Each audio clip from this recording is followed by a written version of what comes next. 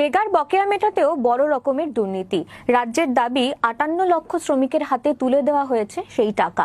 অভিযোগ প্রায় ২৬ লক্ষ ভুয়ো শ্রমিকের অ্যাকাউন্টে ঢুকেছে রেগার টাকা। এখন প্রশ্ন, কিভাবে ভুয়ো নামকে মজুরির তালিকায় ঢোকানো হয়েছে। ২০২১ সালের ডিসেম্বর মাসে এ রাজ্যের শেষ রেগার কাজের জন্য মজুরি দিয়েছিল কেন্দ্রের গ্রামোন্নয়ন মন্ত্রক। তারপর থেকে কাজ হলেও মজুরি পায়নি রেগার শ্রমিকরা। রাজ্য সরকার ওই সময় যাদের মজুরি বাকি ছিল তাদের বাদ দিয়ে বাইরে থাকা লোকেদের নাম টাকার জন্য ঢুকিয়ে দিয়েছে। রাজ্যের বেশ কিছু জেলায় বিক্ষোভ হয়েছে। কারা পেল সেই টাকা, সেই নাম প্রকাশ্যে আনার দাবিতে আন্দোলনে সারা ভারত ক্ষেতমজুর ইউনিয়ন সামিল হয়েছে। আসলে কাদের হাতে শেষ পর্যন্ত টাকা গেছে তা সামনে আসলে লোকসভা ভোটের আগে ফের এক দুর্নীতির ধাক্কা আসত, তা জেনেই চুপ রাজ্য প্রশাসন। রেগার বকেয়া মেটাতেও বড় রকমের দুর্নীতি।